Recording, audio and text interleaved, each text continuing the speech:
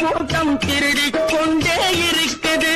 திட்டம் போட்டு திருடுற கூட்டம் திருடிக் கொண்டே இருக்குது.